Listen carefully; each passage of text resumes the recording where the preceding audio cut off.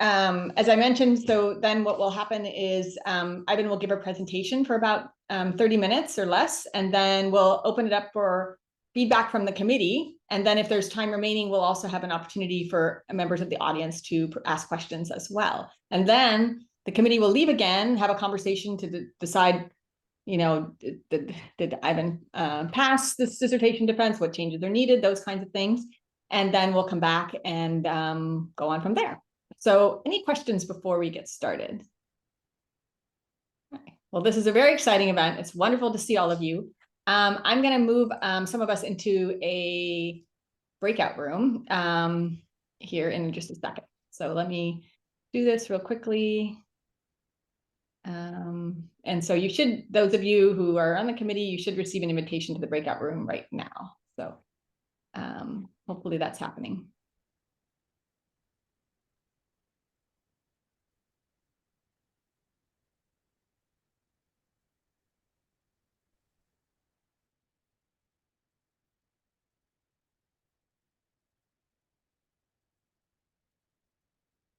How's it going?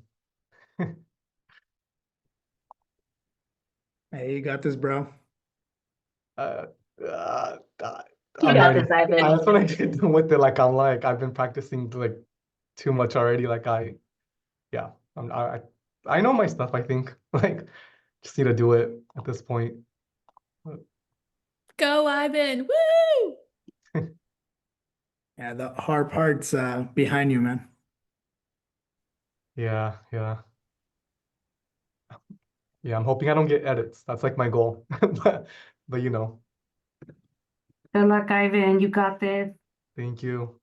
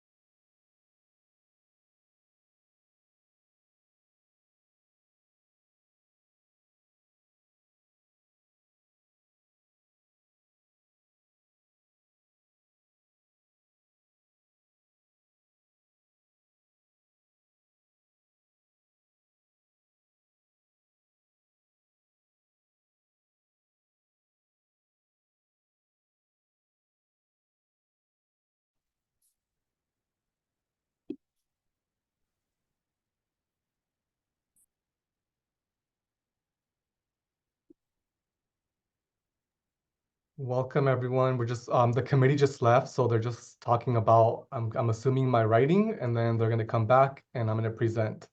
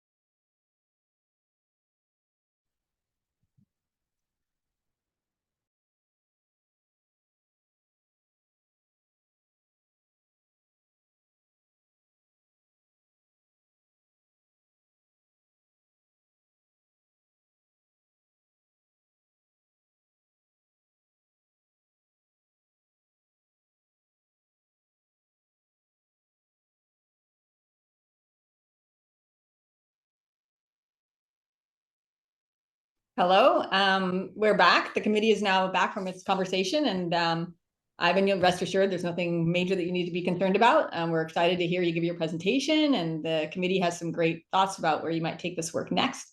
So without further ado, I'm going to turn to you to start the presentation. All right. I think can you allow me to share? You should be allowed to share because I think it's your Zoom room. Does it not giving you that option? Yeah, it's changed. It says sharing is not turned on. I don't know what that means. How's that? Oh, there it goes. Okay. Yeah. Cool.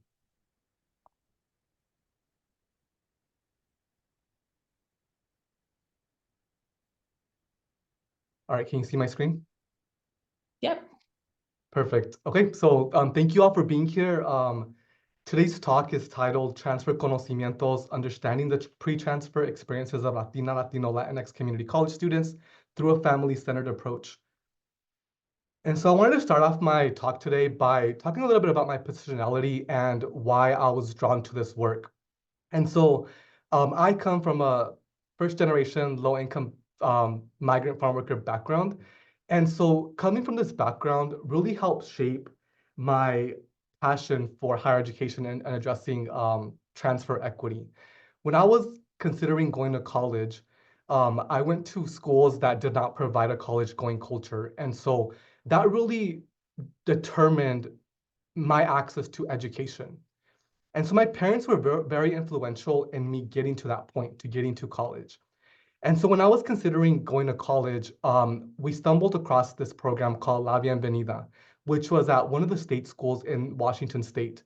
And so La Bienvenida is a Spanish-English orientation that allows families to go visit the campus and really get a sense of how they can support their college-going student in their first-year success.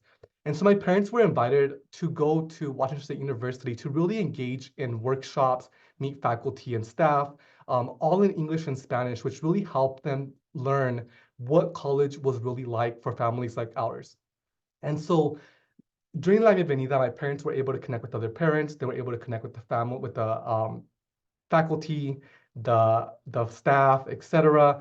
And that really showed them that certain institutions are willing to put effort to support families and help them support students like myself who are first generation succeed in college. Later, when I became the director of the TRIO Student Support Services program, I used that experience with La Bienvenida to really help shape the programs that I provided to my students. Most of my students were also first generation low income from migrant farm worker backgrounds. And I knew that family engagement was a critical component to their success. These students were also community college students, and so they had aspirations of transferring. And so I was able to visualize firsthand what the transfer inequities were and how I can support that. And I turned to families to really support their transfer success. And so these experiences, both my personal lived experiences and also working as an administrator with low-income first-generation students, really helped shape this study. And so when we look at the landscape of Latina, Latino, Latinx Californians in higher education, we notice a couple of things. So I want to turn to the last bar graph here to really make the point that almost 50%, obviously in this case 43%, but like almost 50% or half of Latino students are enrolled in the California public higher education, in the public education system. And so that's a large number of Latino students. However, when we look at degree attainment for Californians ages 25 to 64, this first graph here, we see that only 6% attain associate's degrees and then 14% attain bachelor's degrees. When we dive deeper into what the enrollment looks like for Latino students across all the systems of higher education in California, we notice that 72% of Latino students are enrolled in one of California's community colleges. That's a little over 1 million Latino students enrolled in California community colleges. When we start looking at transfer rates, we see that Latino students transfer at only 2% of Latino students transfer within 2 years. That number goes up a little bit at 17% within 4 years, and then at 32% with 6 years. So we see that there's this transfer equity gap for Latino students, given that there's a high number of enrolled community college students who want to pursue transfer as the next step in their educational trajectory. And so how can we address transfer equity gaps for Latina, Latino, Latinx students? So scholars have proclaimed that family engagement could be the key or this critical component to transfer success. And so when I learned that, I dove deeper into the literature on Latino family engagement and the transfer process. And I conducted a systematic literature review that really allowed us to see what that looks like and what other scholars have found. So I utilized this framework called college conocimiento, which really helps us visualize the transfer pathway or the college pathway for Latino students. Acevedo Hill, in her framework, she uses framework for the high school to college transition. And so I adapted it for the transfer transition. In the original college conocimiento framework, there is no middle box here that centers family engagement. But for my analysis, I did center family engagement because it's important for the transfer process. So diving more into the literature, we find a couple of things. So when Latino students commit to the transfer process, they turn to their family sacrificios as that important thing that drives them to commit to this transfer process. They also get encouragement from trusted transfer agents that help them commit to this process. When they are at the search stage, they again return back to this trusting and caring transfer agents, which are usually siblings, parents, and spouses. The literature also shows that in the planning and applying phase, again, these students go back to the immediate and extended family members to really help them in this transfer journey. When it's time to decide where they want to transfer to, they center their familial and cultural raíces or roots. They prioritize their family's needs over their own. And so we see that other scholars have found that family engagement is key to this transfer pathway. However, there are some research gaps in the larger literature on Latino transfer success and family engagement. And one of those research gaps is that these studies are retrospective, which means that they interview these students when they either already have a bachelor's degree or where they already in their post-transfer phase. And so we're not looking at transfer in real time.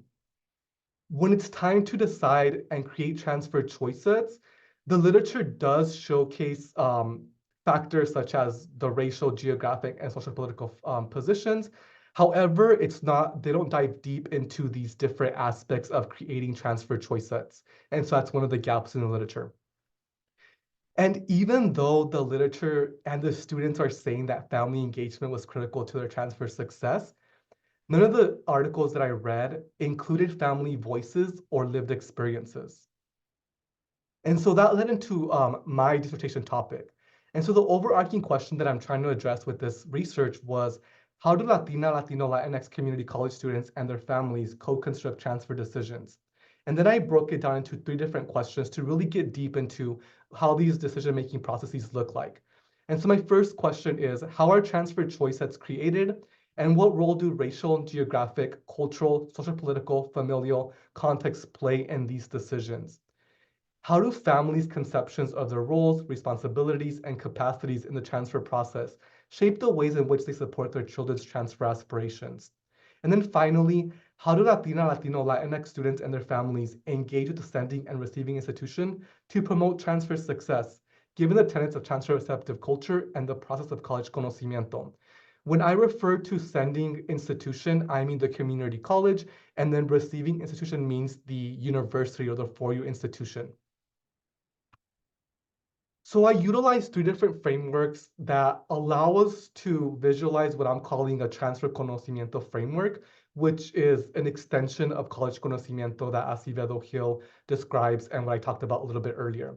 And so to create a transfer conocimiento framework, I utilized college conocimiento because it really allows us to visualize that multidimensional and nonlinear transfer pathway for Latino students.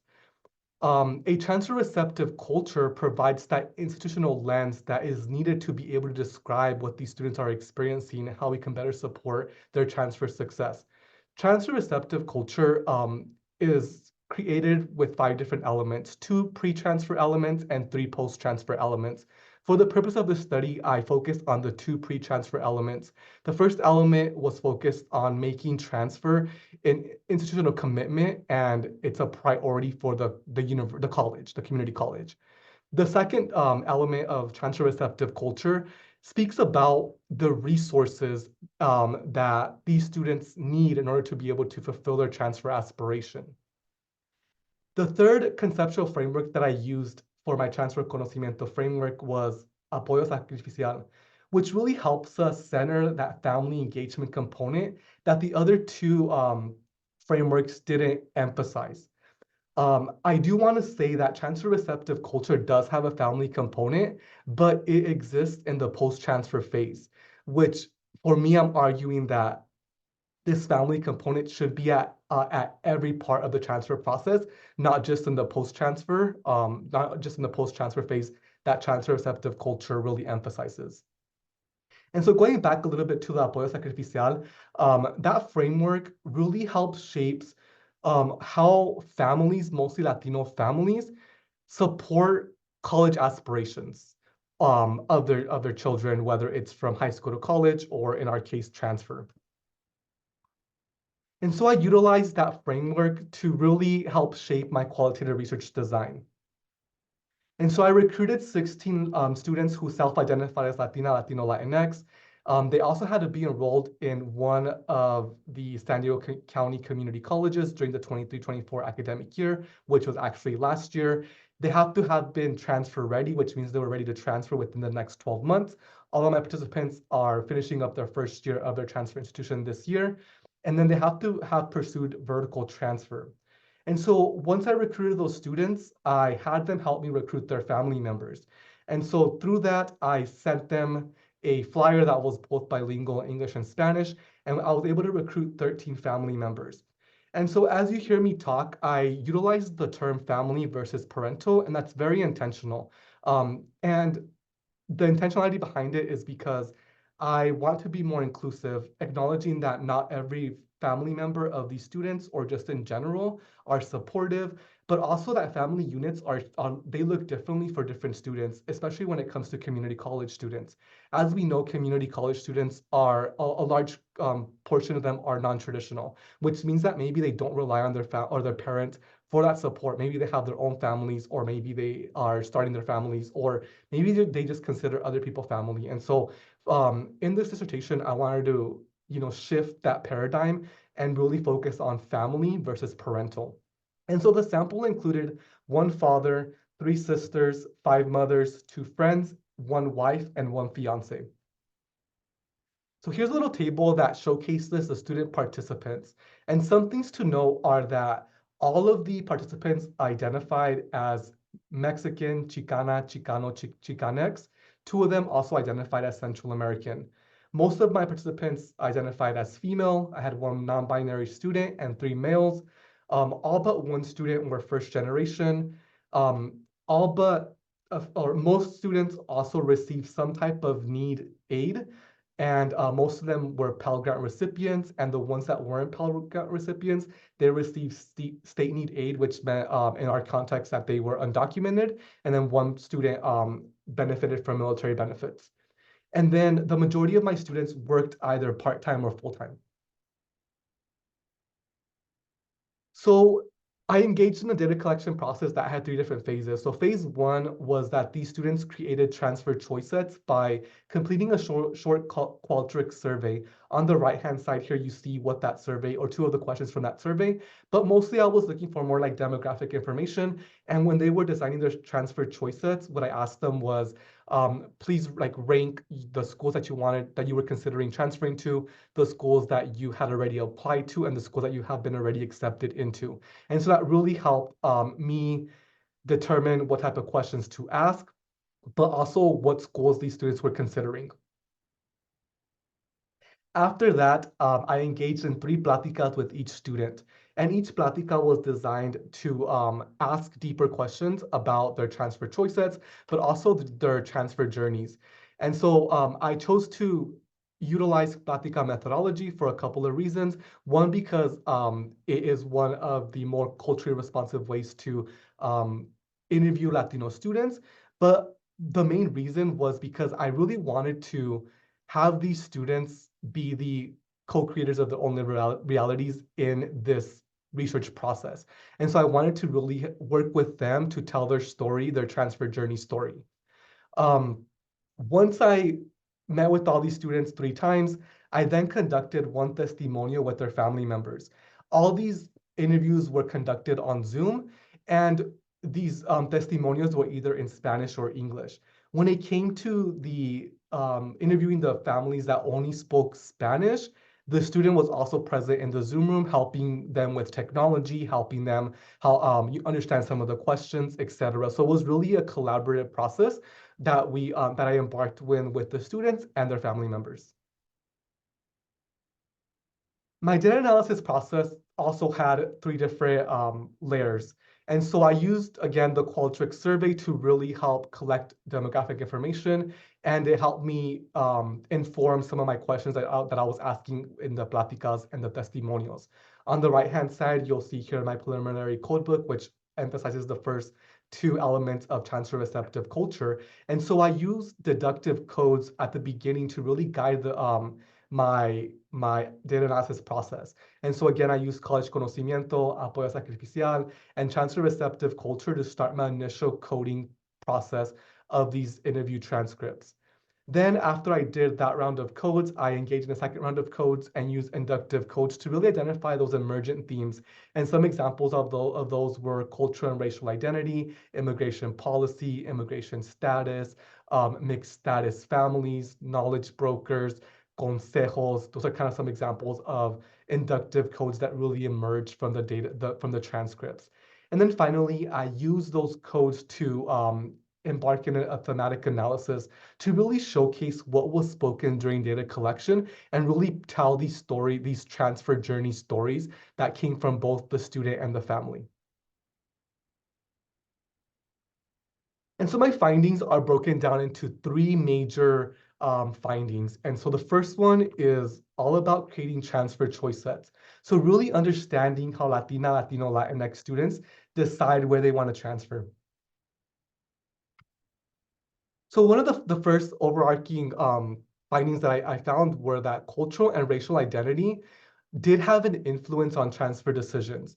And for today's talk, I wanted to emphasize two of those findings. So the first one is that Latina, Latino, Latinx community college students made transfer decisions based on their critical consciousness, and that motivated them to combat systemic inequalities, specifically racism and discrimination. The second finding was that they were also looking for institutions that were welcoming and valued their cultural backgrounds. And specifically, they were looking for institutions that had a Hispanic serving institution designation, because that meant to them that those universities had resources for them. They also looked at if they were enrolling Latino students, were there a critical mass of Latino students at these universities? That made them feel comfortable. That made them know that they actually supported Latino student success. And so I wanted to share a quote from Alejandra. And before I get to the quote, I wanted to just kind of give a little bit of a description of what critical consciousness means in my study here. So critical consciousness means a deep awareness of the social, political, and economic forces that shape society and contribute to inequality or oppression, combined with the motivation and action to challenge and transform those conditions.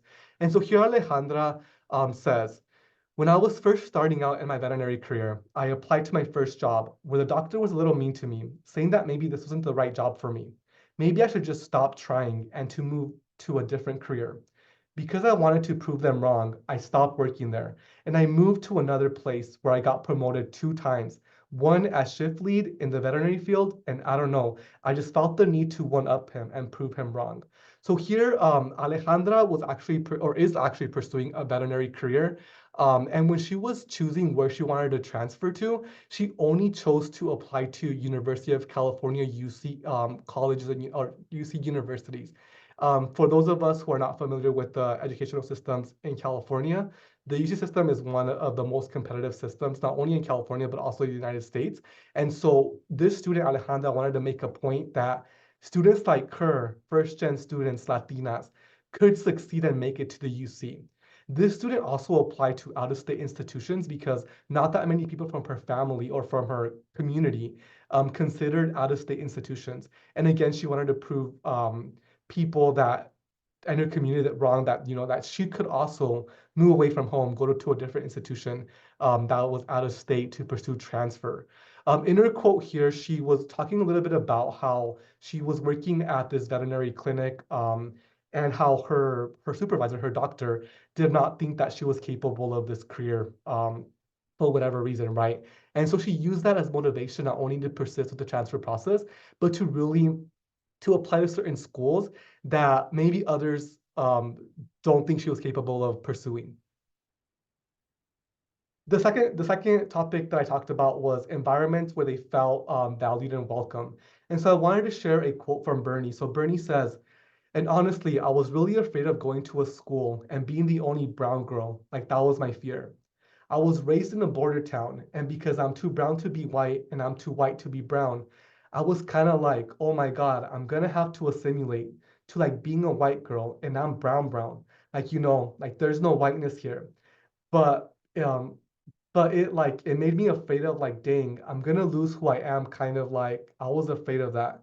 So here we see that Bernie was really concerned of having to change who she was to attend a certain institution. She actually chose to apply to schools that had a critical mass of Latino students. And she ended up going to one of the CSUs because she knew that there was other Latino students there. And she would feel more comfortable and she didn't want to assimilate just to pursue a transfer institution. And so this really shows us how students like Bernie and other students in this dissertation, how they really were intentional in determining where they wanted to go because they wanted to feel valued and welcomed because of their background. The second major theme that came out of my dissertation was the impact of place and geographic proximity on transfer decisions. And so many non-traditional Latina, Latino, Latinx students were limited to certain options when it came to transfer decisions. And some of these were because of shared custody of children, or maybe because their spouses already had careers that they were committed to, and they didn't want them to change jobs, for example, if they decided to transfer somewhere away from San Diego County. Latino, Latinx transfer students also wanted to stay close to home because because the homes offered emotional support, cultural comfort, and they wanted to also continue to fulfill important familial roles. When it came to financial concerns, they were concerned about high housing costs if they decided to transfer, let's say, to Los Angeles, and so they were considering that as well in terms of the transfer decisions. And then when they chose to actually stay local, they were looking at universities that were where they were able to have reliable transportation and where they were able to commute, and the commute wasn't as long. And so we hear from Diana here saying, the area of the school affected my decision because I have shared custody, and it was going to be like a really hard process for me. And also, I don't think it was the best decision for my son. So I decided to stay in the area instead of moving elsewhere. And so we see here that Diana is telling us that she really had limited options in terms of where she could even apply to, because of her the shared custody that she has with her child, right? And so Diana ended up only applying to 3 institutions: SDSU, UCSD, and then USD, the private school. She did not get accepted into the public schools, and then she ended up going to the private school. But this shows that because of her situation, she had limited options. The next theme that emerged from transfer choice sets was the impact of social political context and immigration status on transfer decisions. So many students in this study had to navigate the emotional and logistical challenges tied to either being undocumented or having undocumented family members, and that limited their options. They were looking for institutions that had robust support systems for undocumented or mixed status families, and they were also concerned about safety and fear of deportation. They were also looking for institutions where the political climates were immigrant friendly or liberal, and when they were applying, they also faced confusion because of evasive questions about immigration status, asking for social security numbers, etc. And so that kind of also shaped where they applied to. And so we hear from Leonardo here. He says, that has obviously influenced a ton of the decisions I have ever made, especially with the transfer stuff and which areas to consider. Sometimes it can be scary, like if it's like up in LA. When she hears, referring to his mother, stories, like there's like a little checkup, like going up there and stuff. So it's like, oh, like she kind of just wants everything down here in San Diego. And so Leonardo comes from a single parent household, and his mother is undocumented. And so they made decisions together for every part of his educational trajectory. So if Leonardo was going to apply to schools that were in Los Angeles or more up north, his mother was also going to move with him. And so this was a joint decision. And so his mother in particular was motivating him to only apply to schools that were in the San Diego County, because as you see here, she was scared of like the checkpoints that she would hear about, the historical aspect that came with deportations and things that are happening in the world right now. And so that really limited Leonardo's options in terms of where he was considering applying to. The final large theme in within the transfer choice sets theme was the role of cultural values and familial expectations on transfer decisions. Latinas in particular did face gendered cultural norms that shaped where they could transfer to. Their families were expecting them to remain close to home until marriage, and then their family members also were fearful of their safety as women living alone if they had to transfer away from San Diego County. In order to mitigate some of these, barriers that maybe their families imposed, they engaged in ongoing conversations just because they wanted to showcase the complexities of transferring, that it's really competitive to get into like a UC school, UCSD or an SDSU here in our county. And so they had to have these complex conversations with their family members that were really ongoing throughout the whole transfer process.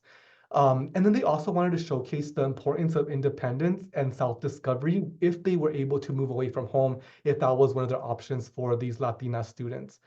Some Latinx students also wanted to remain close to home to support aging grandparents. And then, like I mentioned earlier, in Leonardo's case, he also was in a single parent household, so he had this, he felt this responsibility to help support his family, right? So other students talked about that as well in the study. And then similar to that, some students also wanted to remain, be able to provide financially for their families.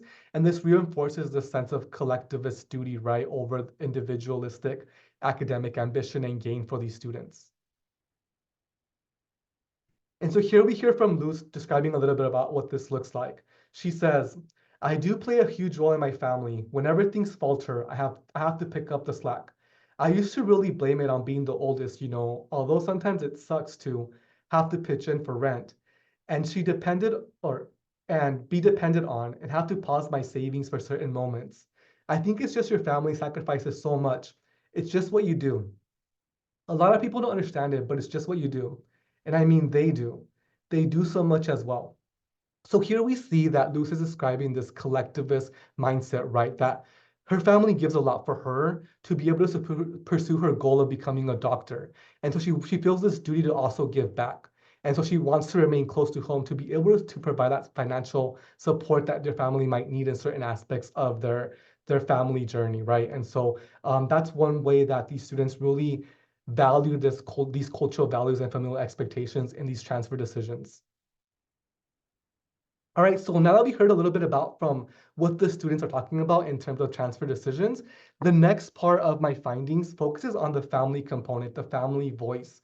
And so this section is titled Apoyo, Ánimo y Consejos, understanding how family members support the transfer aspirations of Latino, Latinx students.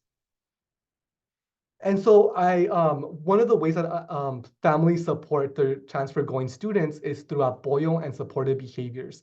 And there's 3 different ways that this happens. The first way is in-kind support, which I'm referring to non-monetary assistance that allows individuals to meet the needs of their transfer going student. And this helps with reducing anxieties and stress. The second way that these families provide apoyo and supportive behaviors is through academic support. Like I mentioned earlier, my definition of family is really broad. And so we have like sisters, we had friends that were inclusive of family.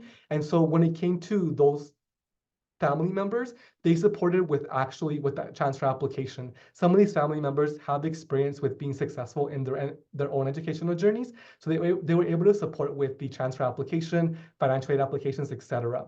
When it came to the family members who maybe didn't know what this process looked like, or maybe who had never graduated from a college or university, they provided support by listening to their student explain academic concepts. And so you'll hear a little bit of what that looks like later on. Some of these family members, particularly the mothers in this study, also stayed up late to study with their transfer going student as a way to support and be in solidarity with their student, despite them not knowing what this process looks like or them even understanding English. These family members also served as knowledge brokers. And so in this study, I define knowledge brokers as individuals who facilitate the exchange of information, expertise, and ideas about the transfer process. And so as we'll hear in a little bit, you'll see how these family members, gathered information and then share that information with their transfer going student, and how they work together to, realize what that meant for their own transfer journey.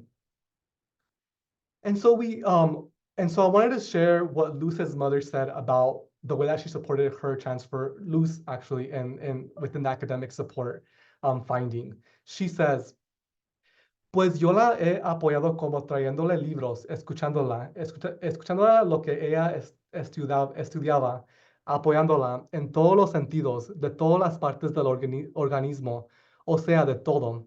Sus sueños, apoyándola en todos los sentidos.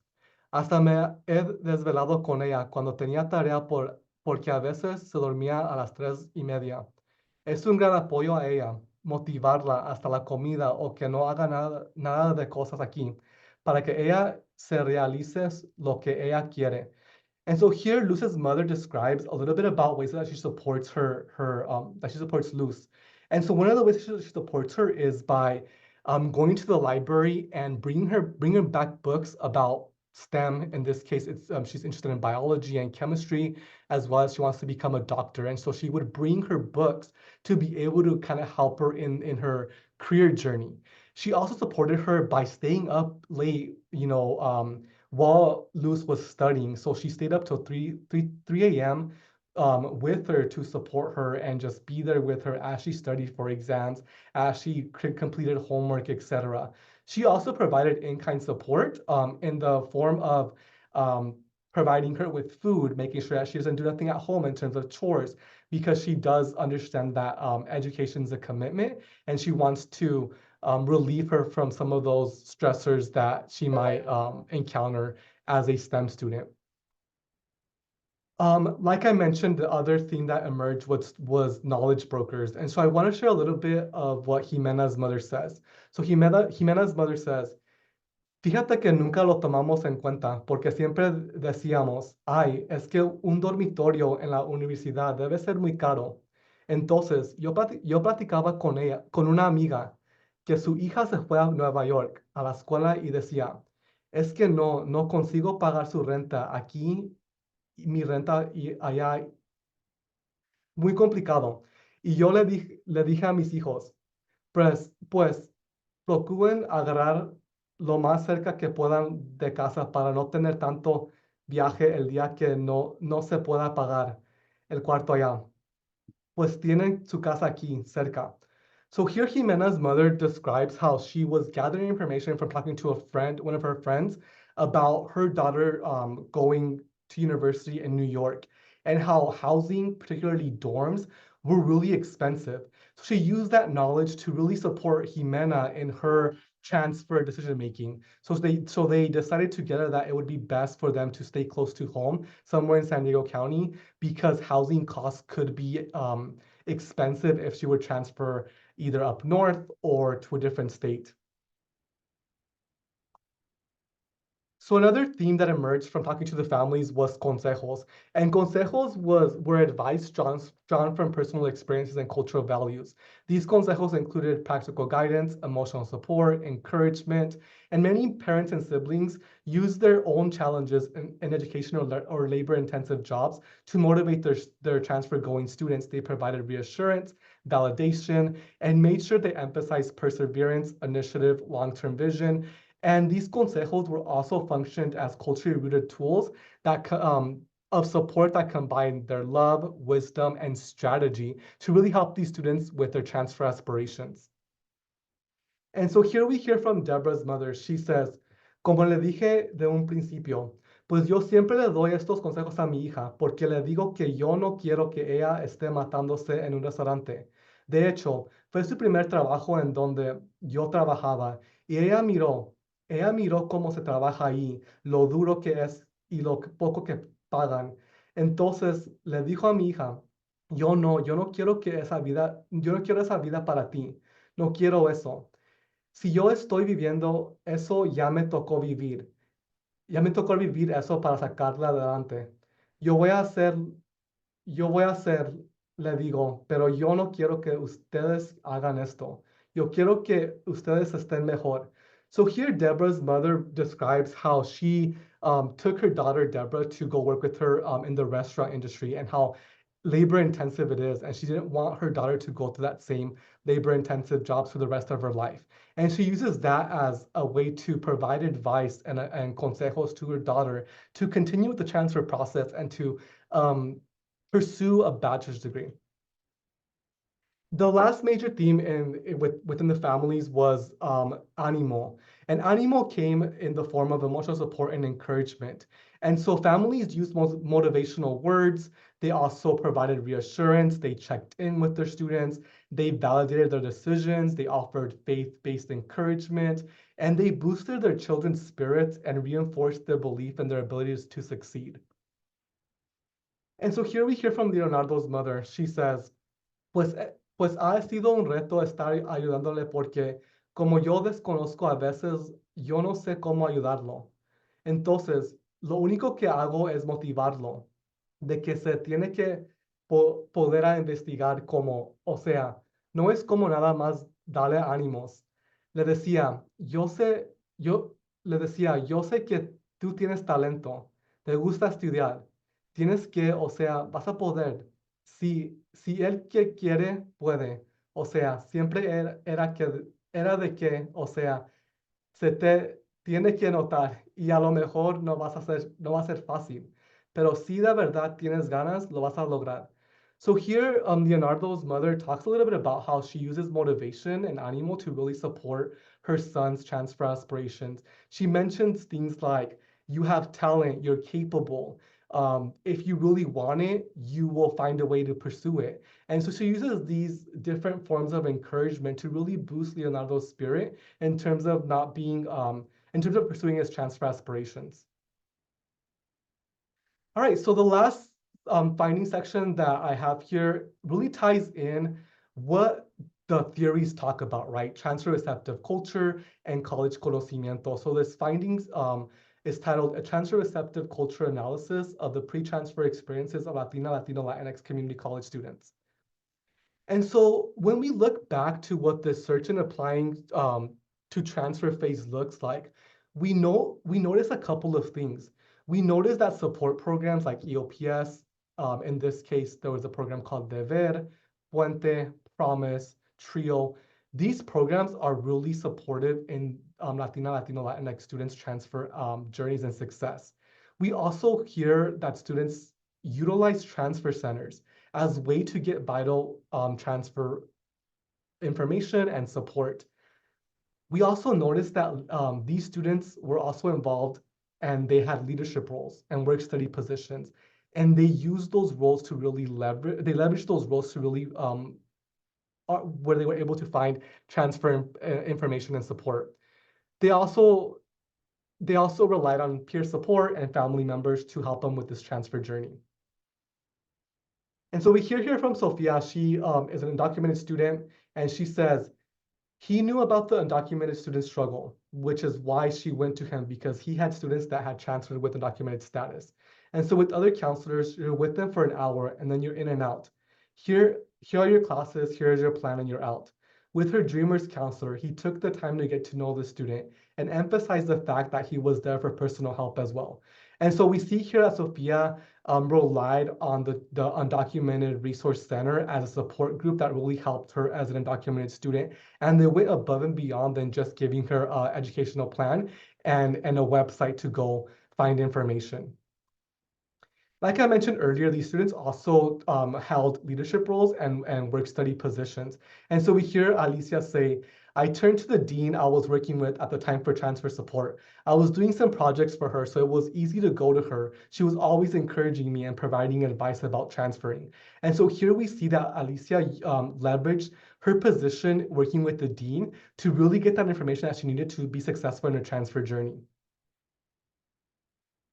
When it comes to the student transitional period, when they start talking to these four-year institutions, they're the receiving institution, they receive most of their information from admissions and academic advisors, mostly through digital communication, through emails, through websites, etc.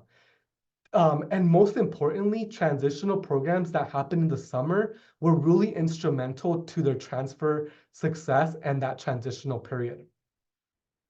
And so here we hear that Hugo talks a little bit about the summer transition program. He said, when I went to the campus for their open house, that's when I learned that there's actual support for the communities that I'm a part of. And so Hugo is a military vet who really relies on the military offices, the veterans offices, to support his transfer journey and his and the financial part of him transferring to UCSD in this case. And so here we see how that the open house really opened his eyes to where you can get support that was intentional, that was for him as a vet, as a Latino, etc. However, in this transitional period, we also see that these Latino students also face challenges, especially during this transfer in limbo stage. And so during that summer transitional period, they faced challenges where they felt disconnected and rushed to acquire classes or to submit certain documentations. Some of these students were also denied access to certain resources like military benefits, undocumented resources, etc., because they weren't fully students yet. And so they had to come back until the fall to be able to access these resources. And so that made their transitional period really difficult.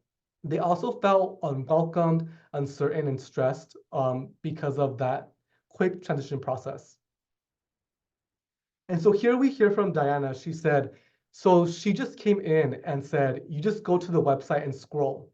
Diana was thinking in her head, yeah, I need more than that, but we will see. I'll figure it out. Her entire experience was cold and distant. So when Diana went over to her transfer institution, she was seeking for information about financial resources, and she was just sent to a website. And so that already started her transfer journey on the wrong foot. And she didn't feel as welcomed as she wished she would have felt.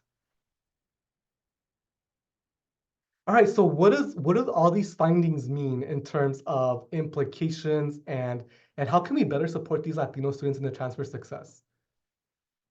And so in my dissertation, I am proposing what I'm calling a transfer receptive servingness culture. And so these Latino students were really talking about servingness when they were talking about their transfer decisions. What do they need? And so here we see the servingness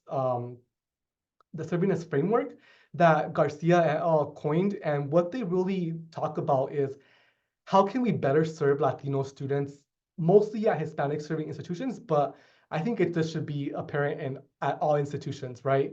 How can we better service our Latino transfer students? And so I define a transfer receptive servingness culture as an institutional commitment by both the sending and receiving institution to provide the intentional, culturally responsive support and inclusive environments necessary for Latina, Latino, Latinx students to successfully transfer and earn bachelor's degrees by centering their lived experiences, intersectional identities, and Latinidad, while honoring their familial capital in all aspects of their nonlinear and dynamic transfer journeys. And so within this transfer receptive servingness culture, I'm proposing 3 different elements. So element number 1 is for us to achieve that, we have to develop a deep understanding of Latino transfer epistemology. And what this really means is, as we heard earlier, a transfer receptive culture, their first element was putting transfer as a high institutional priority or making it an imperative, right? And so for Latino students, in order for us to make that imperative, we have to understand what they need, who they are. And so we have to center Latino ways of knowing. We have to challenge dominant Eurocentric paradigms. We have to recognize that Latino, Latinx students begin their higher educational journeys in community colleges, as we saw in the graphs earlier. Over 1 million Latino students begin their academic journeys in community colleges. And within that, we have to validate that journey. We have to validate that community college experience is valid, and we should emphasize their resilience, their familial support, their bilingualism, their language needs, and their bicultural navigation. And then we should also ground this, this epistemology by centering their lived experiences and diving deep into literature that really helps us learn these cultural practices, the languages, the resistance that some of these students, embark on. And we have to acknowledge that these are valid forms of knowledge that Latino students face. And some ways to do this on the practical end is by engaging in conferences, right? So I put here some examples of ways you can do that to gain that knowledge, to start shifting your mindset and deepening your understanding of Latino transfer epistemology. There's conferences like AHI, HAKU, AHI, and then if you are interested in more like personal development, you can enroll in Escala courses that really help you engage with this deep understanding of who Latino students are and how we can better serve them. The second element is to unapologetically serve Latina, Latino, Latinx transfer students. And so this is through outreach and resources.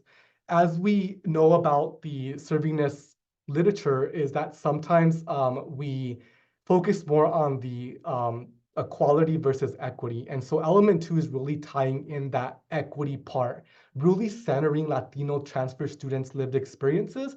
And we can do this in a couple of ways.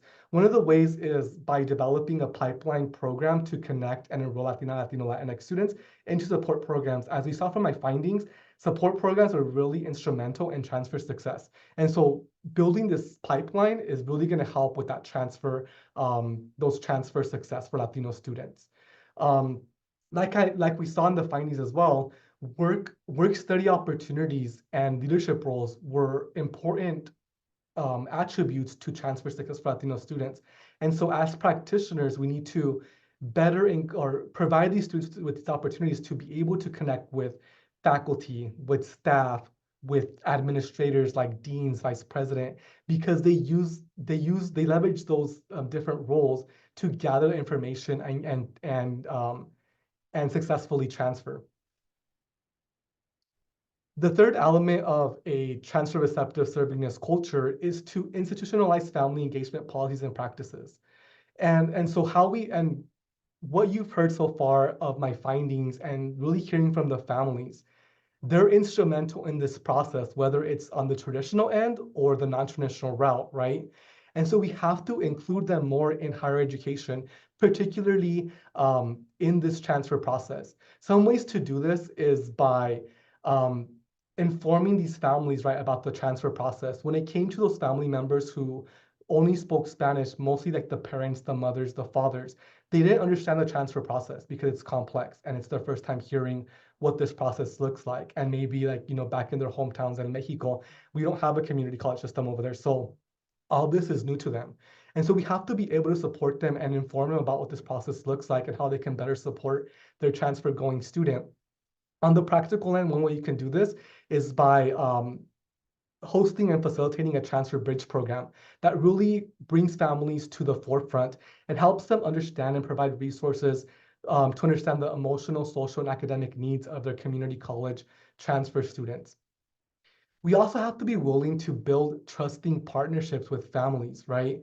And so one way we can do this is by providing bilingual English-Spanish outreach efforts, hosting family center events, engaging families early on in the transfer process, right from the beginning when students are enrolling in community colleges.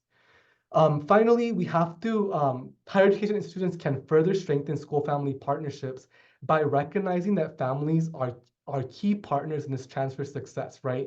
And so we have to create intentionally, culturally affirming opportunities for engagement. And some ways you can do this is by family transfer workshops, parent and family advisory councils, family orientation, similar to what I shared earlier on with my family. These are important practical ways we could begin to institutionalize family engagement in higher education institutions. And so I wanted to leave you with one final thought here.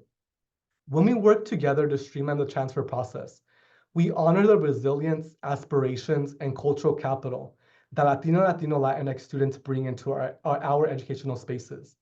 These students carry with them stories of perseverance, deep familial ties, and vision for a better future, not only for themselves, but for their communities.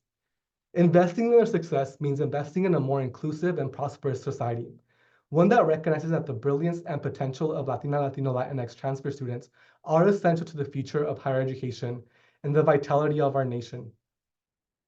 Thank you. Thank you so much, Ivan. That was wonderful. You've given us so much to think about and really rich data that you shared with us. So thank you for that. I'm going to turn over to our committee members at this moment so we can gather their feedback. And I think we'll go in the order that we went before. And I think that might have been you first, Jim. Hey, Ivan, good job. First of all, it's a pleasure to read your work and now to hear the presentation. I wanted to ask you one question. In your methods section and right now in the presentation, you talked about the recruitment of 13 family members. And I think it's fair to say that these were family members who represented apoyo, the supportive structure around all of the students. But you also said right now in your presentation, which I really appreciated, that it's not always that people have everybody in their support structure who actually is supported. There might be a family member who's not supported, for example, or what have you. So did any of your students talk about those particular people in their orbit, people who might not have been supportive? And if they did talk about them, how did the students navigate that and overcome that in order to still be successful in the transfer process? Yes, thank you for the question. So some of the students did talk about how when I was recruiting the families, I had asked them like, I shared a little bit about like, the focus of my study, which is the family engagement piece. And I had asked them, who do you think would be the best person for me to talk about or talk to that can share a little bit about how they support you in your transfer journey? And so some of the students they right off the bat said, my parents are not supportive for different reasons. And so they were like, well, it's not going to be my parents because they don't support this journey or they don't understand it. They want me to work. They wanted me to work instead of going to community college, etc. And so those students, the way that they navigated that was so one of them that I'm thinking about right now, he turned to friends as the support network. And so that really kind of, again, goes back to why I use family engagement versus parental, was because these family members could be friends when the families are not supportive. The parents that we traditionally think as the family, right? We normally think the parents, the biological parents. But in this case, the student, he was like, my immediate family is not supportive of me going to college. They wanted me to go work. And so I chose my own family that was helping me in this journey, and his family was friends. He turned to his friends whenever he had challenges with the transfer process. He turned to his friends that were also going through the process themselves as well. At the same time, he turned to them to really, boost his morale and help him really get to his destination of UCSD. And so the students who didn't have that supportive biological family, those parents, those immediate family members, they either turned to siblings, they turned to tias, for example, that were more supportive of their transfer aspirations. Thank you. Any further questions now, Jim, or do we come back Let's to go you? ahead and move to the next person. Thank you. Thank you. Francis? Yeah, so the question, so first of all, Ivan, great job. I mean, I remember when you were first moving from Washington State and conversations we had when I was up at the University of Washington and UW. And so it's just been really wonderful to see you transition into San Diego and impact higher education in San Diego. So felicidades. My question relates, to the current context, and this is more of a moving forward, as you write about this work and carve out articles on your dissertation, in this moment, I'm chair of the board of Puente, for example, one of the programs that you mentioned, and a number of other programs that I've researched that you also mentioned. And my concern is in this moment, the attack on DEI is fierce, right? We're seeing TRIO programs on the chopping block. And of course, we have the playbook on how to rebuild. But my question relates to both the parents and family members and students about, the implications of this work, knowing that some of those support services may or may not be there when they arrive at these institutions or as they're at these institutions, right? They might have them stripped away. So did you have any conversations about that? And then the second part is, what do you think the implications of this research will be, on the lessons learned and the consejos that you heard even from families on how they might work with their students to navigate higher ed differently, right? And that relates to undocumented status, safety, concerns about identity, concerns about disclosing too much information to institutions. Mm-hmm. Yes, thank you for the question. I think I turned back to like my proposed theory, right, of transfer receptive servingness culture, and element number one. I think it starts there, right? Understanding who these students really are as practitioners, as practitioners, as faculty, and really understanding, how what's happening in the world in terms of, the immigration, the deportations that we hear on the news, on social media. I think it starts there, right? As practitioners, as faculty, if we understand Latino, just not even Latino transfer epistemology, but just Latino epistemology in general, we can begin to really like dive deep into some of these issues about immigration, about the social political positions, etc. I think it starts there. I think because we have heard that TRIO programs are getting eliminated or funding's going away.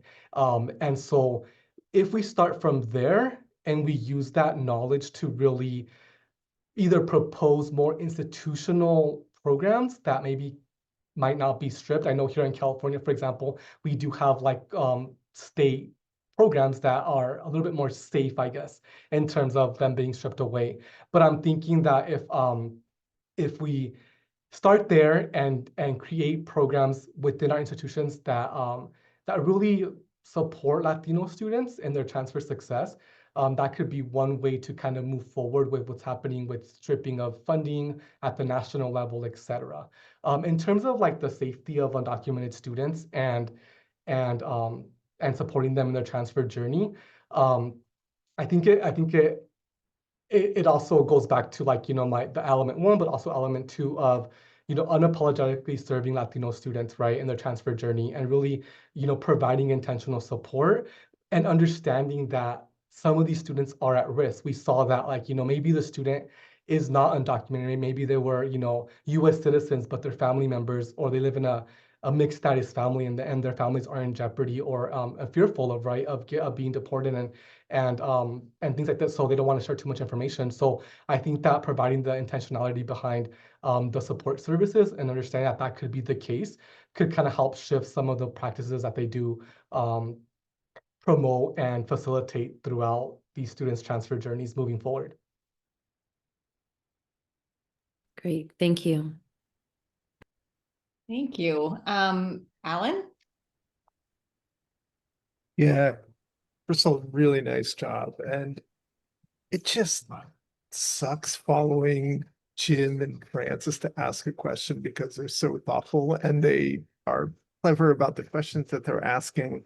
And straight up ripped me off in terms of the questions I was going to ask. So now you get my next level rando question here. But first of all, I just want to say what I loved about your work specifically is that you just did a masterful job of connecting deep theory and empirical work directly with practice. It was elegantly done, clearly communicated, articulated in a way that you could actually do something with it. And I just want to honor and recognize that connection because we often talk about that, but to see somebody do it with such style and grace and thoughtfulness is not often taking place.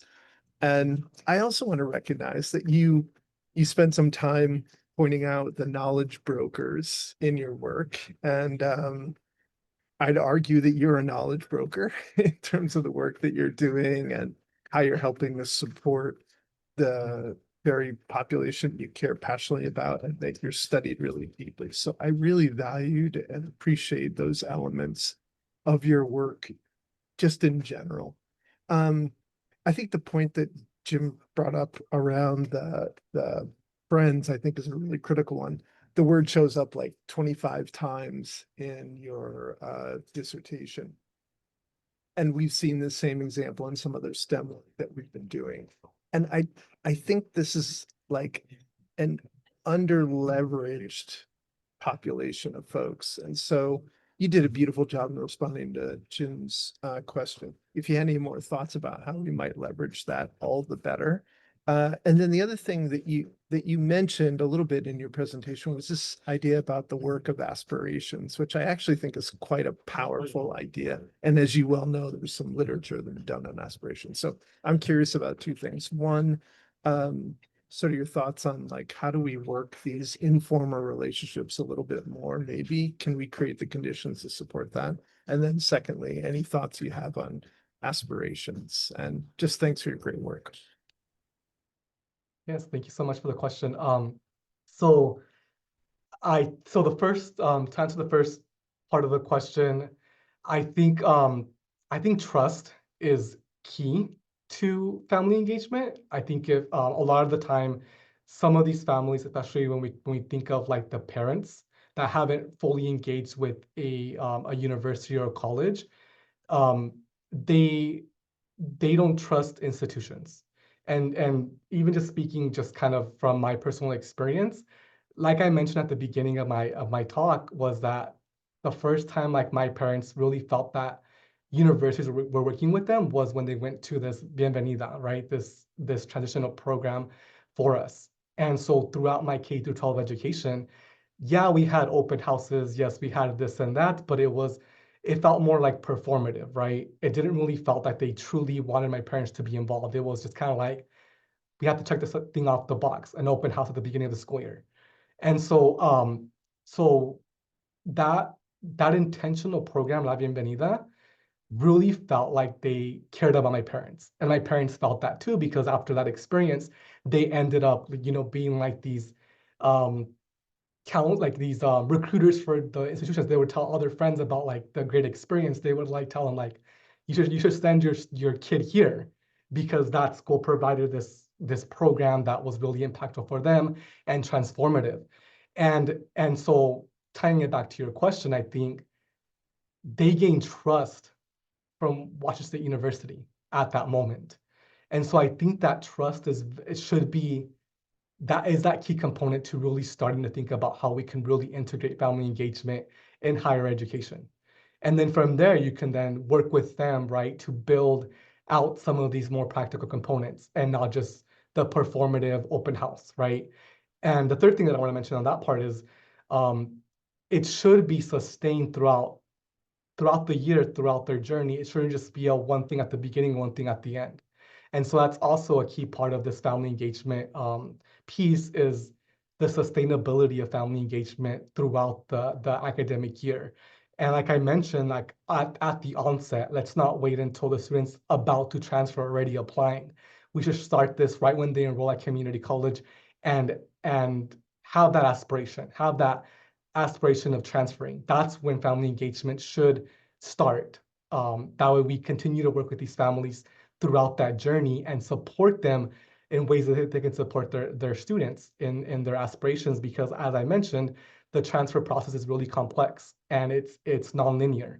Students drop out, they come back, and so when those phases do happen, I think family engagement can maybe help mitigate some of those that journey, and maybe sustain the student and retain them instead of them like dropping out for whatever reasons, right? So that's the first response for that. And then aspirations, I didn't focus that much about it in this study in particular, but I did have like another subset of like quotes and findings that were focused on aspiration. How did families, peers, friends, transfer agents, how do they help these students, one, commit to the transfer process? It is a commitment. If you're not committed, then you're probably going to drop off or not transfer or just stop at the onset. For this study, I didn't focus on that just because I already had too much data. But in the future, my plan is to return back to those findings and really focus on the aspiration part of it, because I think it is important, because like I mentioned, like, you have to commit to this process to be successful. And I think commitment comes from, these family sacrificios, right? Using that as commitment to your transfer aspiration, using transfer agents at the community colleges or at the 4 years to really help you engage with the process. Thank you so much. Your response was as thoughtful as your scholarship. I appreciate it. Thank you. Thank you. Sam? Hi, Ivan. Great job. And I echo all of the positive things that were said. I appreciate reading your work, and through our conversations and reading it, it's very clear how much you care about the work and the communities that you're working with, which I really appreciate. I tend to be a little incoherent in these defenses because I have like a billion thoughts and I'm trying to roll them all into one question. So if you can try to follow me, that would be great. And then and if not, maybe we can just move on and forget about my question or something. But I have a question that's also it's a little bit related to the question about DEI, but it's a little bit broader than your future like publications and things like that in the context of your research. I think it's sort of gets at some fundamental assumptions that exist within the field and that undergird a lot of my work, and I think I see some of it may be reflected in your work too. But but I wanted to raise some questions about it. So in the work on college students, there's typically like a set of assumptions about what is success, right? So it's, you know, going to college is great. Going to a four-year institution is even better. Getting a graduate degree is amazing. And in a capitalist system, hyper-capitalist system, that makes sense, right? Because we know higher degrees are linked to more lifetime earnings, um, and you know, so there's some reasons that those assumptions are valid. And at the same time, one could argue that the further you go in the system, the more the culture gets centered on individualistic competition, prestige, material, craving and chasing material things, wealth, etc. And we know from a lot of psychological research now that and spiritual communities have been talking about for thousands of years that those things aren't necessarily all that healthy, especially when it's like excessive. Mhm. So I often wonder, you know, is it always a good thing that students transfer and or that they go to college? And on a broader level, at an institution level, I was thinking, you know, an institution can be doing a lot of the things, if not all of them, that you mentioned, but still sort of at its core be perpetuating these very unhealthy cultures, right? At a student decision-making level, an experiential level, it causes some tensions too. So you were talking about how there was an example of students embracing their collectivist values by moving forward for the family, and that makes sense. And they may be doing it in a way that they're pressured to be more individualistic as they become further embedded in the academy, right? So there's a tension there. Mhm. So I guess I have a bunch of questions around this, like at an institutional level, what does this mean for how we think about transformation? At the level of an educator, do I have a responsibility to be talking to students about these things and unpacking all of this? At the level of the student and the families, I'm wondering how they're, if at all, they're talking and thinking about these things. And I could go on, but I'll stop there and just see if you have any comments related to those questions or just in general in this area. Yeah, thank you for the question. You know, so just I guess to address the latter part of what you were asking, that wasn't a conversation that came up in when I was talking to both the family and the student. Um, I think so. These students were on that path to transfer, right? So they were really committed, and that was part of like the my participant criteria, that they were committed to this process. And so they saw the value on the onset about getting a higher education, getting a bachelor's degree. So I think maybe in the future it might be a good another study to like maybe see these students that maybe are not sure if they want to commit to this process, but are in community college. Because as we know in the community college sector, like people come to community college not just to transfer, right? People come here for different reasons, certificates, to enhance their skills, etc. And so yeah, so I think in terms of the study, that didn't come up, and because these students were already hyper focused on, I already know I want to transfer, and at the time of the interviews, these students were already applying and had already applied, and so yeah, so that didn't really come up. But I do think that as practitioners, as administrators, I think there should be conversation along the lines of what is success, and and this is more about like my personal practice, because I didn't mention this in the presentation, but I also work as a practitioner at one of the San Diego Community colleges as the HSI director. And so in my own practice, I do talk to students about this, but I think it's important. I think it's important for them to not measure their success on these different things that you spoke about, achievements and, moving on, transferring, then getting a graduate degree, et cetera. And that success could be defined in different ways depending on the student. And there's no right or wrong way to define success. I always go back to like, success is what makes you happy, right? And if transfer is what makes you happy, if getting a bachelor's degree is what's going to make you happy, if it's pursuing a certain major, a certain path that you're really passionate about, then that should be the metric we use to determine success. So in my personal practice, I do talk about that with my students, but in the literature and the findings, that didn't really come up. Yeah. Thank you. Thank you. Any further questions from any of our committee members? This is a wonderful opportunity to hear from esteemed experts in our field. So I do want to go back to Dr. Contreras' excellent question.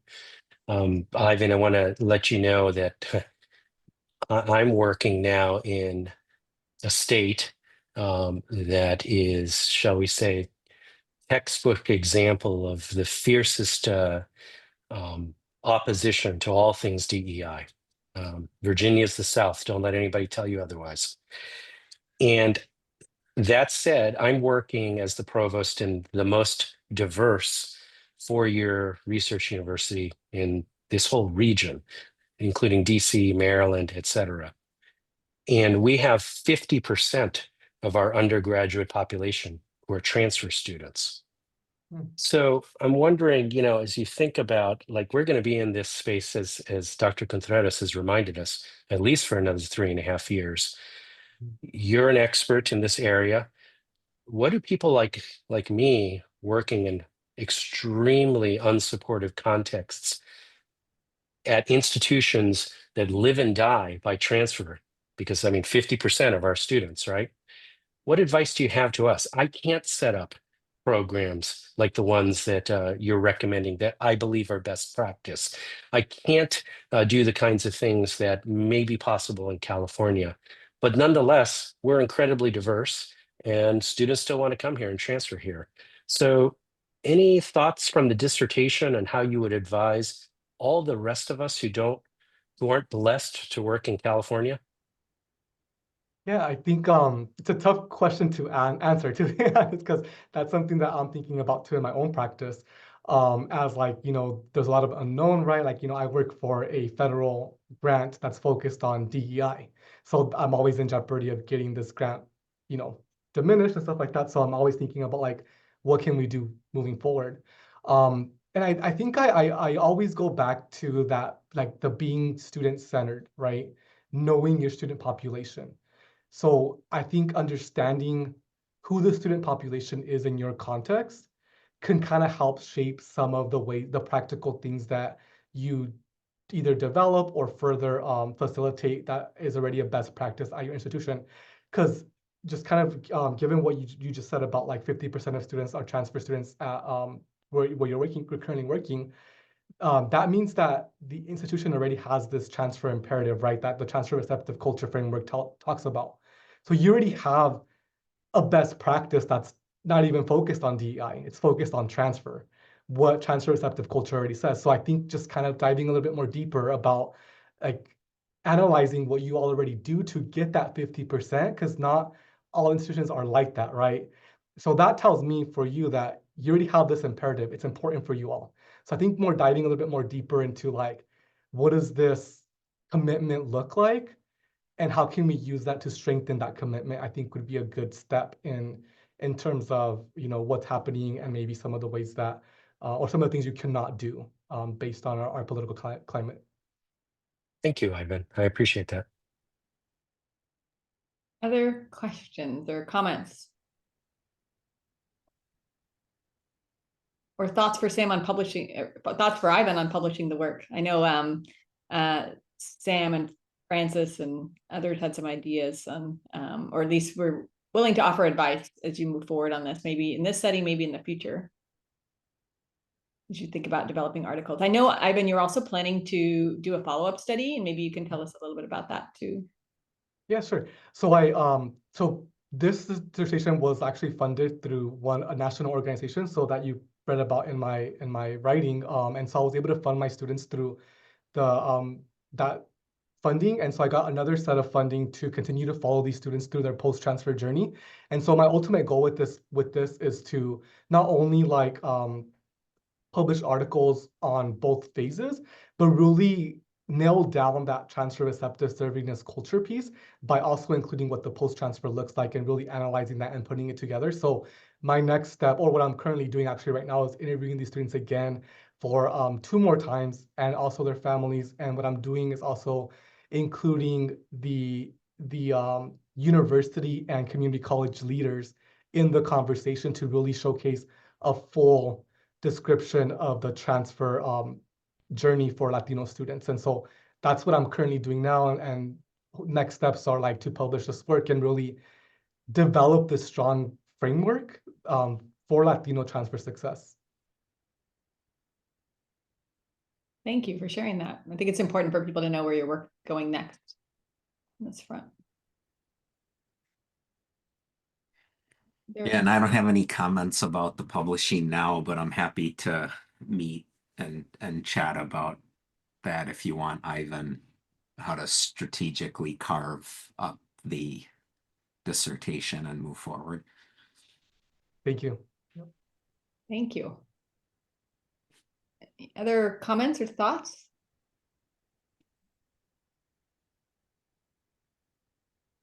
Okay. Alan? I've been just super quick. This is an ask. It would be lovely to have you come in and talk to our JDP students, of which a goodly number of them are working in similar spaces as you, and also doing their EDDs related to these kinds of connection points. So I'll also reach out to you and provide another platform if you're interested in sharing your excellent work. Great. I look forward to the invitation. Thank you. Feedback or comments? I do have maybe one question, lingering question. I wasn't going to ask it because I didn't want to jump around and harp on the thing we were talking about, but I'm curious because when I asked you the question, Ivan, about the tension between just sort of the general culture of institutions as we go up the like hierarchy and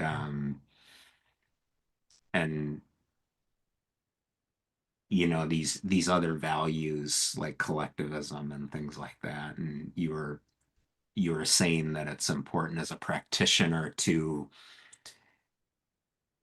help students think about and make decisions about those things in complex ways and in ways that are aligned with their values, right? But in the research, I guess I'm wondering if you have thoughts about how an understanding of that tension shapes your work, because, the hope is that our research gets read by practitioners, so we're shaping practice, even though, how much of an impact it has is a big question. We don't actually know, but that's why we do it. And there will be people, who do use your work. And I was thinking about your presentation, and this isn't a critique at all because, in higher ed, it's sort of just, it's assumed that you have to do this, but, like in the framing of your work, you're talking about graduation rates and things like that. That's sort of automatically centering those assumptions that we talked about, more prestige is better, more money's better, more degrees are better.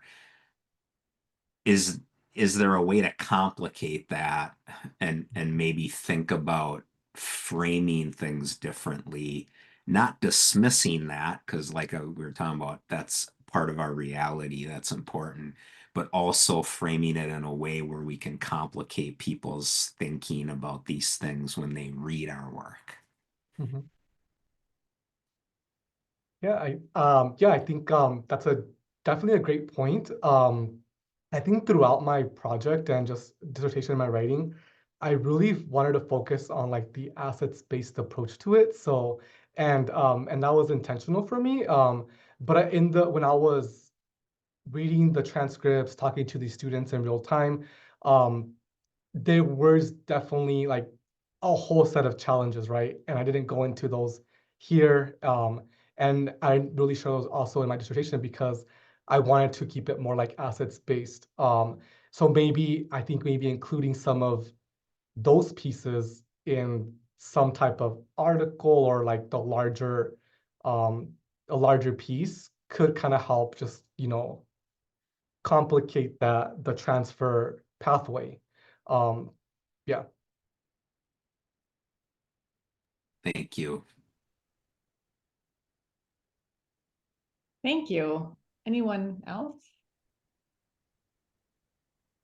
Well, Ivan, let me just kind of close the part of this conversation by saying it's just been an absolute pleasure to work with you through this journey and to see what a wonderful dissertation you produced. You've always taken feedback incredibly well, and you're always eager to do an incredibly high quality job and follow up on any source or idea that's given to you. And I think the data that are shared in your dissertation are just incredibly rich. And although I've read a bit in this area, I learned many new things, particularly about the many ways in which families support young people in ways that are not often accounted for in any literature, particularly more deficit-oriented literature about the lack of family support. I thought you told some really beautiful stories there about what families are doing, and I love that.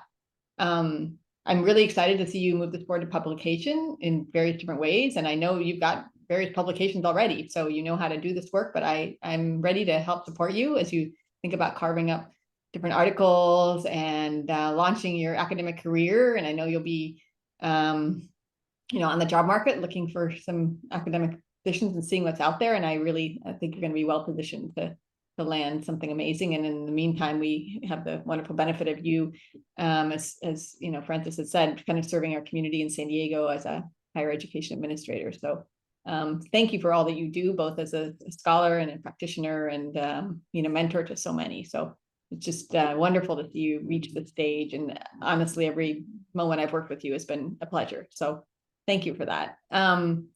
At this moment, let's see if there's anybody in the audience who has a question or a comment they wish to make before the committee leaves again to have a further conversation. Sometimes people who are not on the committee are a little bit shy about. Sorry, if I may. Please do. First of all, congratulations. Thank you. I'm Giovanni Fabian. I'm actually one of his mentees. And like just firsthand, I just want to say like I'm super proud of you, and he's helped me out. He's helped me out in so many ways. So right now I'm actually eating lunch with a cohort for my internship this summer, and honestly, I wouldn't have gotten this internship without his help or anywhere near where I'm at. So I just want to say congratulations, and that's it. Thank you, Giovanni. Thank you so much for sharing that. And it's not very often that you see more than 30 people, which you've had at various times in a dissertation defense. So it's really a testament to the community you have around you and how much they care about you and the impact that you've made on so many. So it's really wonderful to see friends and family and mentees and people from all different parts of your life here. Anyone else? Okay, well then the committee will step out again for a little bit, and so keep Ivan company, those of you who are able to stay on, and we'll be back shortly. You can breathe now, Ivan, and relax.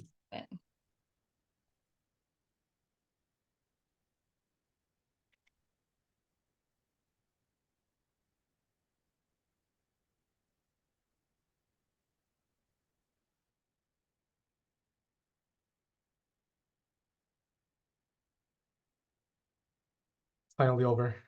I'm hungry now.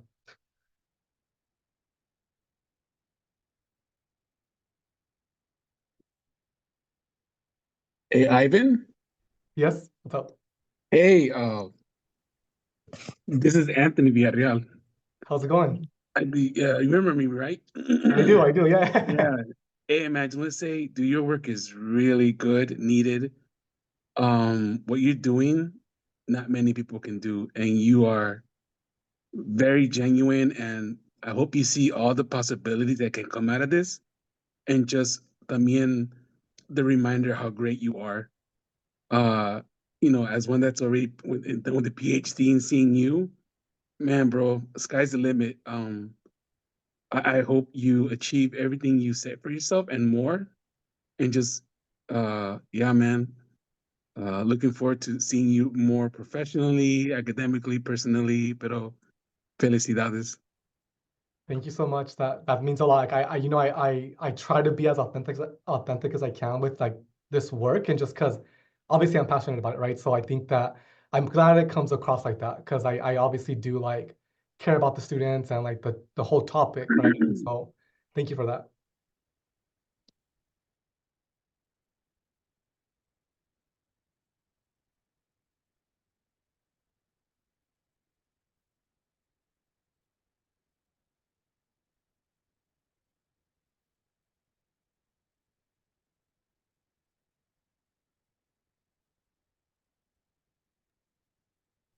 Hi, Ivan. It's Jade. Hello. Hi, great job. Great work. I know so many different pieces of your life build up to this, and it's such an important part of what you do and what you want to do for others. And I mean, Giovanni said it best, you help us out more than you ever know, and you just honestly tell us the truth, which a lot of people don't do. And so appreciative of that, and I'm glad that you invited us to experience this with you. And I've never seen a dissertation before, so this is really cool. And I'm so proud of you. Yay. Thank you so much. Thank you for coming. Of course.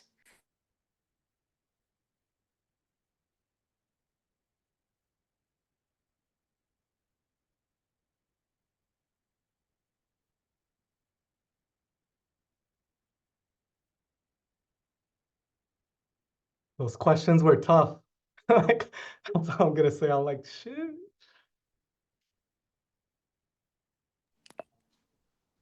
You handled them well. Yeah, well, I was expecting them, but man, I wasn't prepared. Like, as much as I probably should have been, but yeah, hopefully it was fine. You did Hello. good. I think what you shared real quick is that you shared the limits and further research, right? What else can come out of this? I think that was you stuck to what you knew. Yeah. Can you hear me? Yeah. I just seeing you obviously firsthand, going through it with your students and just being such a great influence for everybody, you definitely make me very proud. That's all I want to say.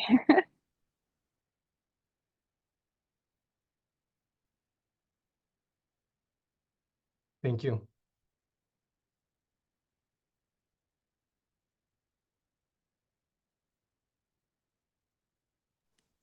Do you have like a second device recording this moment, or are you just like recording the Zoom meeting? It's just the Zoom, I believe. Yeah, I'm not recording anything. Yeah, it's the Zoom. Okay.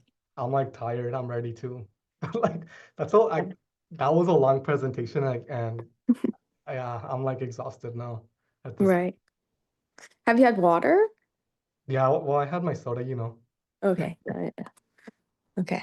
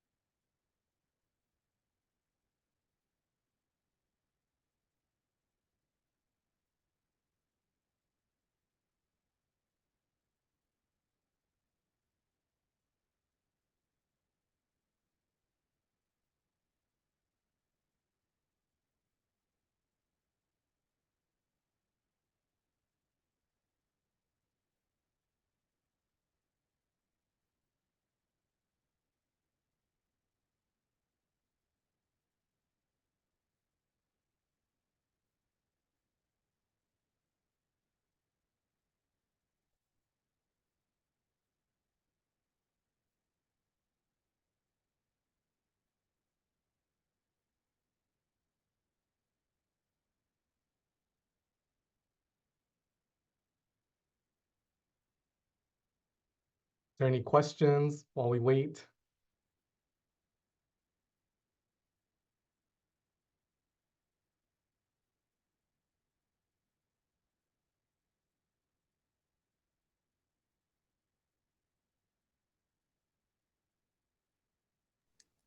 They mentioned that you're going to do further studies, and you talked about it a little bit, but is there any like exciting parts that you're looking forward to?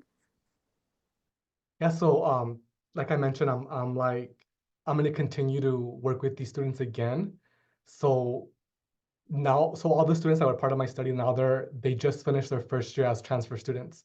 And so now we're looking at like, what did their first year look like? And then this time around, in addition to like talking to their families and them, I'm also like bringing in like university leaders and community college leaders as part of the conversation and seeing how they shape some of these, transfer aspirations, transfer success, etc. So that's a little bit about what I'm doing, what I'm doing currently, that I'm hoping to finish by like fall. And because I have to present that work in October. So yeah, so I'm planning on publishing some of the work that I finished now and do some of that. And honestly, I'm more excited about just starting that publishing component, because publishing takes forever. Like it could take like a year or two. It's a long process just to publish a piece of work, but also just kind of sharing the practitioner focus implications of the work is what I'm more excited about. Because like a lot of the time when people do research, it just sits there in a journal, right? And I don't like that part of research. I like people to use it for some type of action. So I'm hoping to kind of share some of the work, some of the publications with people that I know that work in the community college context in the transfer world. Very nice. So Anthony asked the question about me if I wanted to become a tenure professor, what's my goal? And so right now I'm gonna remain in administration and then go on the job market for a tenure track position. And we'll see what happens there. Like I'm not super tied to the tenure track position, but I want to attempt it because I do like doing research. And so I'm looking at like more like the R1s. And if I don't get an R1 position, then I'll probably remain in administration because I do like administration as well.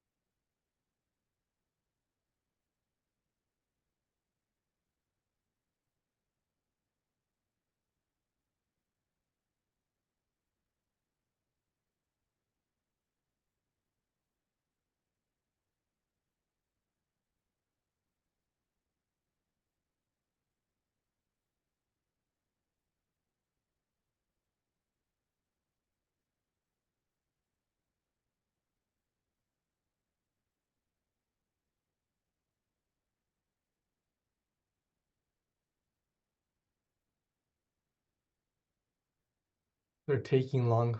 Like I've been to other defenses and that hasn't taken this long. So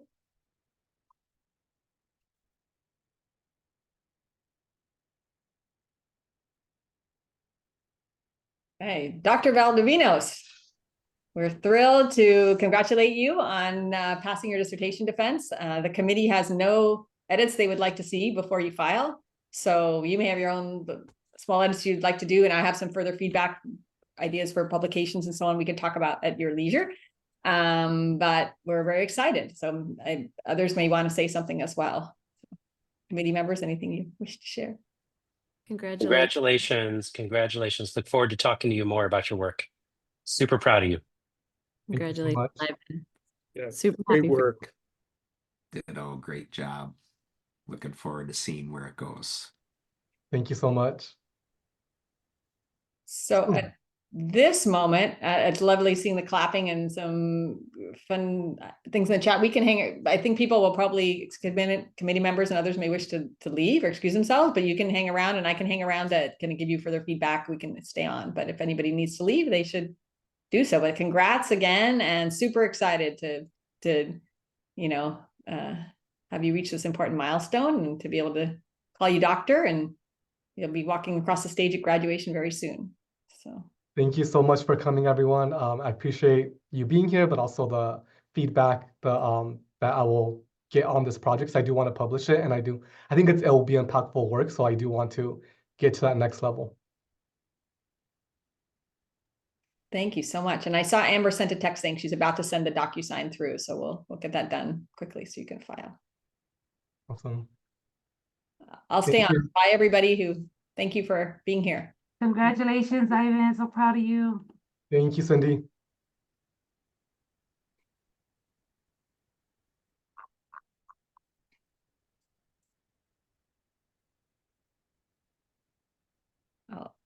I'll stop the recording here.